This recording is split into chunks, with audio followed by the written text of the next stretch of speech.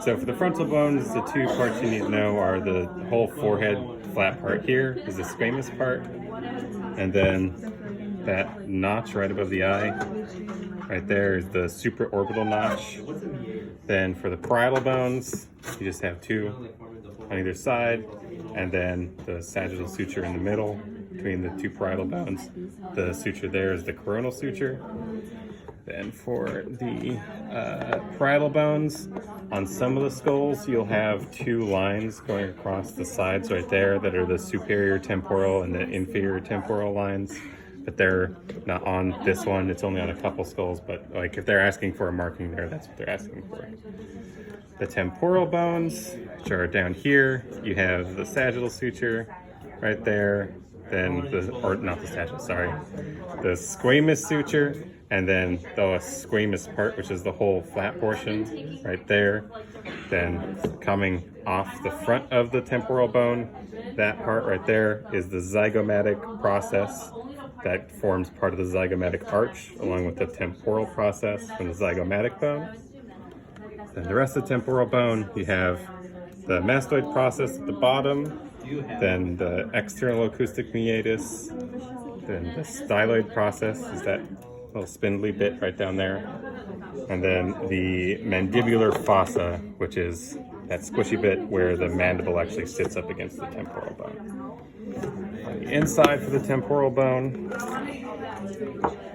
we have the petrous part right there, and then that's that whole ridge, and several holes for the temporal bone. You have the internal acoustic meatus, which is right there. Then in between the temporal and the occipital bone is the jugular foramen, which is kind of kidney bean shaped. The front of the petrous part, you have this hole going backwards, which is the carotid canal. And in front of that, the foramen lacerum there. Then that should be all of the things for the temporal bone.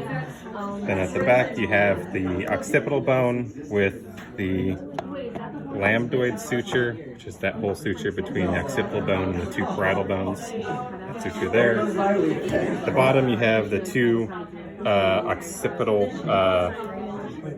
sorry, I'll make sure I get the name on right. External occipital protuberance. I was missing one word. External occipital protuberance right there.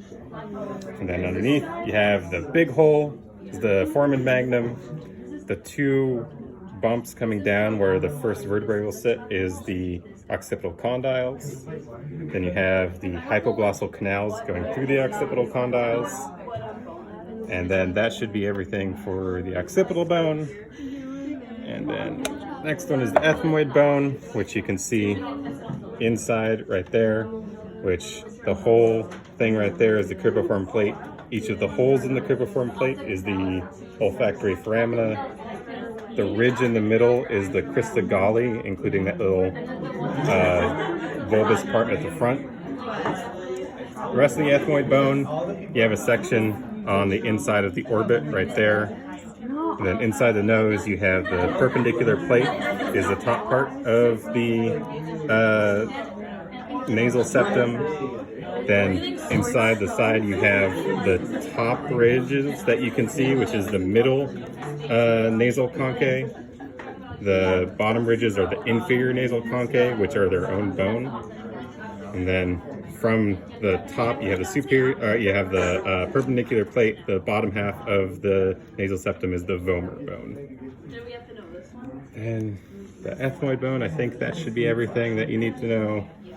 The sphenoid bone is this whole section in the middle here, with the sella turcica is that divot right in the middle. Then you have the hole going through right there, which is the optic canal. Comes out the front right there. And then you have the lesser wings, which are those ridges right there. And then the greater wings, which is basically the entire sphenoid bone underneath there. The body of the sphenoid would be right around there if you removed it. You can't really see it on the actual bone, but it'd be right about there. Then the holes, you have the superior orbital fissure right underneath the lesser wings. It comes out is right next to the optic canal inside the orbit. Then you have the foramen rotundum right underneath there. Right next to that, you have the foramen ovale, and then the foramen spinosum is the small one right behind that.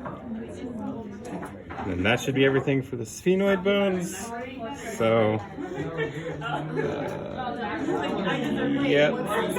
Oh, last thing for the sphenoid bones is the pterygoid processes coming down at the back there. This whole thing is the pterygoid process, and then you have two plates, the lateral pterygoid plate and the medial pterygoid plate.